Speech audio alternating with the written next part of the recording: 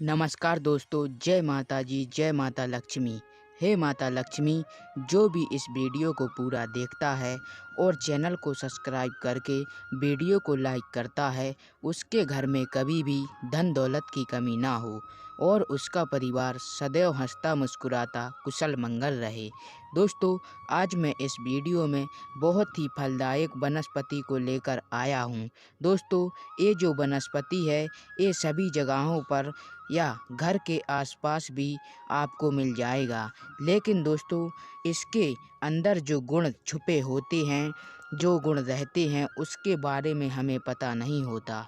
कुछ ऐसे भी वनस्पति होते हैं जैसे तुलसी हो गया, पुदीना हो गया, कुछ खास इसके सभी लोग उपाय जानते हैं।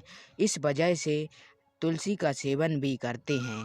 लेकिन कुछ ऐसे भी वनस्पति होते हैं जो हमारे घर के आसपास बड़े ही आसानी से अवेलेबल होते हैं, लेकिन हम लोगों को उसके बारे में पता ही नहीं होता, उसका महत्व ही पता नहीं होता। ज्ञान के अभाव उसे उखाड़ कर फेंक देते हैं।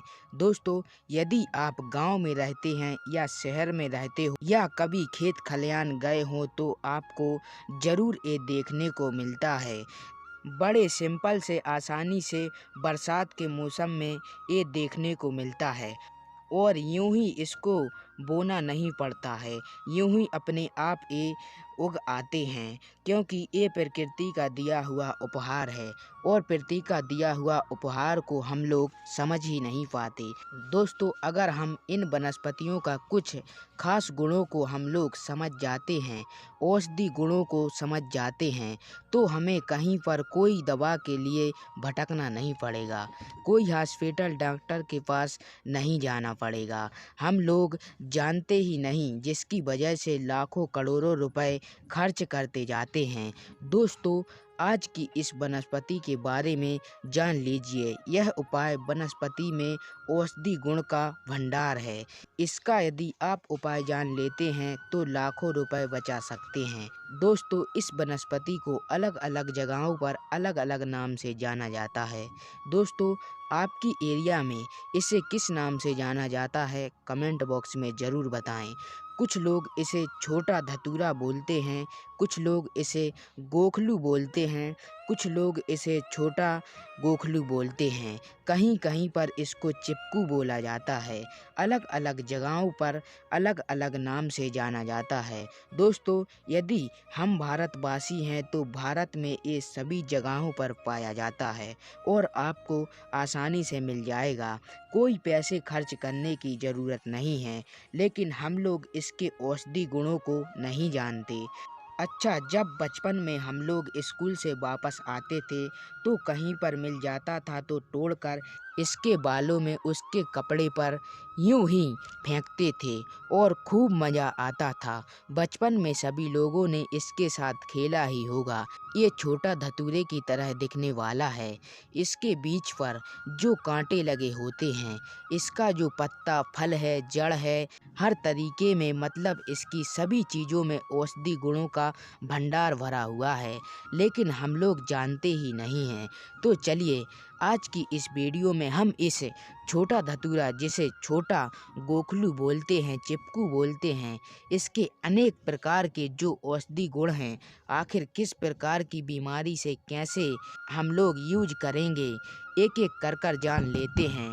ठीक है, तो चलिए हम शुरू करते हैं।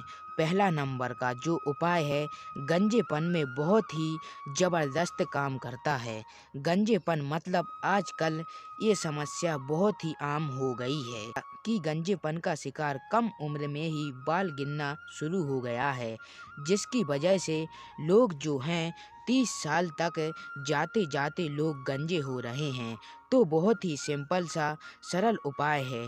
इसे करना कैसे है? इसकी पत्तियों को पीस करके यदि आप मेहंदी के जैसे सिर पर लगा लेते हैं तो 1 महीना आपको जाते जाते इसका प्रभाव दिखाई देना शुरू हो जाएगा और जहाँ पर गंजापन है वहाँ पर बाल निकलने शुरू हो जाएंगे, ठीक है। लेकिन यदि आप इस उपाय को नहीं कर पाते तो दूसरा भी असरदार तरीका है।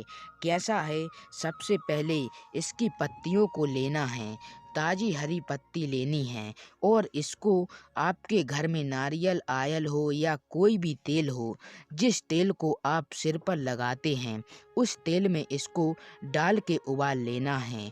उबालने के बाद इसको ठंडा कर लें और ठंडा करने के बाद जहां आपका गंजापन वाला जगह है उस जगह पर आप लगाएं।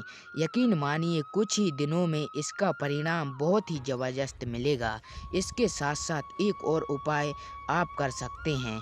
अगर किसी के बालों में जूं ज़्यादा पड़ जाते हैं, ठीक है, जूं ज़्यादा पड़ जाते हैं तो आप जो है इसके तेल को यदि उसके बालों में लगा देते हैं तो जूं खत्म हो जाते हैं, मर जाते हैं और आपके बाल बिल्कुल ही फ्रेश हो जाते हैं। इसके साथ साथ ये जो तेल है बहुत ही चमत्कारी गुण पाया जाता है। अगर आपके शरीर में कहीं पर दर्द बना हुआ है, जोड़ों का दर्द हो रहा है, तो इस तेल को वहां पर लगा के मालिश करिए। उस जगह का दर्द धीरे धीरे खत्म कर देगा। लगातार यदि आप इस तेल से मालिश करते रहते हैं तो वहाँ का जो दर्द होता है उसे जड़ से ही खत्म कर देगा। दूसरे नंबर का उपाय है वो बहुत ही असरदार तरीका है। इसके जो पत्ते होते हैं ये फोड़े फुंसी के लिए ज़बरदस्त काम करते हैं। पहले के लोग साफ सफाई का इतना ध्यान नहीं रखते थे, लेकिन आजकल तो साफ सफाई का काफ़ी अच्छा ध्यान रखा जाता है, जिस वजह से बहुत कम हो गए हैं फोड़ा फुंसी होना। वरना बच्चे पहले बहुत ज़्यादा होते थे, बड़ों को भी होते थे फोड़ा फुंसी, जब जो है साफ सफाई की वजह से सब होते थे। लेकिन अगर किसी को बाई चांस फोड़ा फुंसी किसी को हो जाता है, बहुत ही सिंपल सा उपाय है, इसे कर लीजिएगा।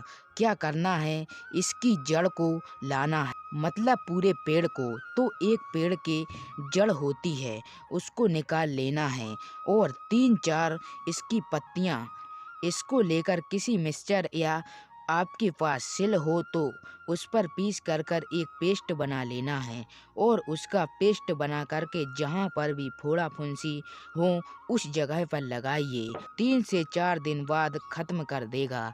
अगला उपाय देखा जाए तो ये बुखार में भी काम करता है। बुखार में क्या करना, इसके जो पंचांग होते हैं, फल फूल पत्तियां सबको पीस करके इसका काढ़ा बनाना है और जिसको बुखार हो उसको सुबह शाम 2-2 चम्मच यदि आप देते हैं, जैसे उम्र रहती है, छोटा बच्चा है तो आधी चम्मच दीजिए। आप जिसको भी पिलाते हैं थोड़े समय में मुश्किल से 2 दिन पीने से बुखार यूं ही गायब हो जाएगा। बुखार रहता है तो भूख नहीं लगता है, तो समझ जाइएगा भूख लगने लगे तो बुखार सही हो गया है। पेट में कीड़े पड़ जाते हैं, छोटे बच्चे होते हैं जो ज़्यादा फास्ट फूड खा लेते हैं, ज़्यादा मीठा खा लेते हैं तो पेट में कीड़े पड़ जाते हैं, जिसकी वजह से दर्द होना शुरू हो जाता है। तो आप इसको बहुत ही सिंपल से तरीके से छोटे से बच्चे को दे सकते हैं। इसको क्या करना है, पत्तों को पीस करके आधा चम्मच पेस्ट बना करके बच्चों को जबरदस्ती करके या दूध में पिला दें।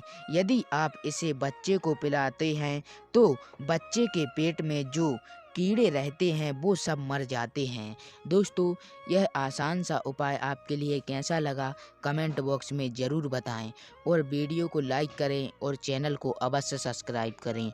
मिलते हैं ऐसे ही नेक्स्ट ज्ञानवर्धक वीडियो में।